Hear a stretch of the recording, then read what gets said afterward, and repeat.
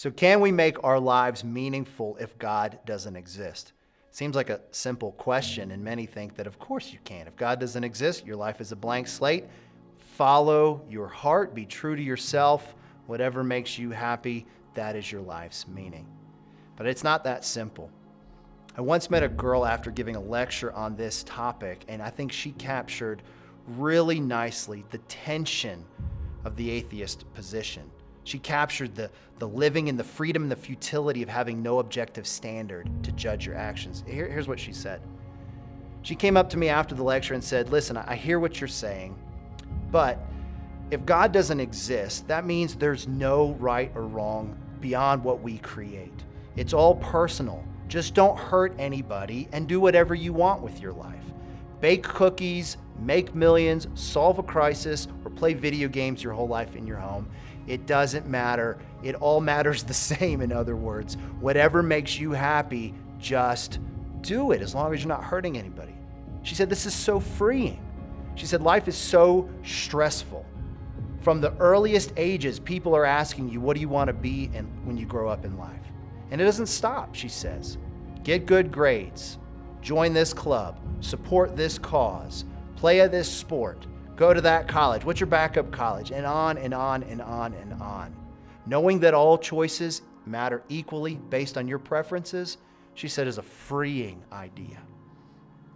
But, on the other hand, she said it would be kind of nice to know that my actions mattered in a way that had greater significance than simply satisfying my personal subjective preferences.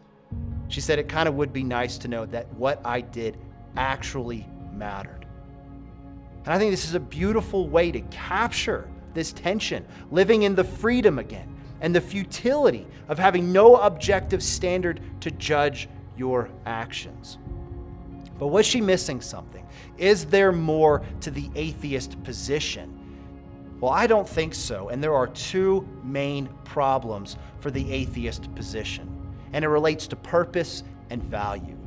First, if God does not exist, and life is the result of a cosmic accident, if life has no objective meaning and purpose, how do we decide what is good and what is bad?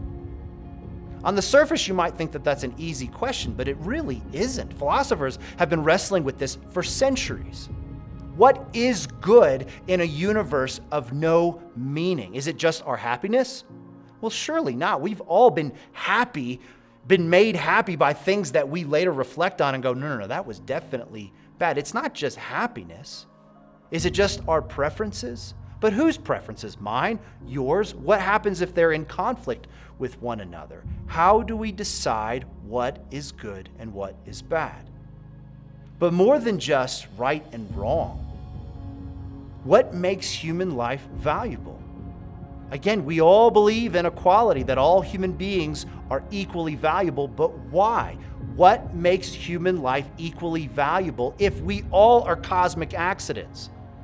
What is it that we now possess, and possess equally so, that would justify our belief in equality? What is it? Look around. Are we all really equal? The answer is no.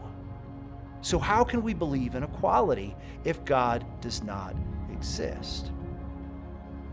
The atheist quest for meaning is deeply problematic. The atheist intellectual giants of old saw this problem. People like Nietzsche and even George Orwell wrote about the challenge for life's meaning if God doesn't exist. Sometimes we think it would be easier if he didn't. But a real question remains, one that has not been answered adequately by those who do not believe in God. And it is simply, if our belief in a meaningful life can survive the death of God. This is a good question, and you must have a really good answer.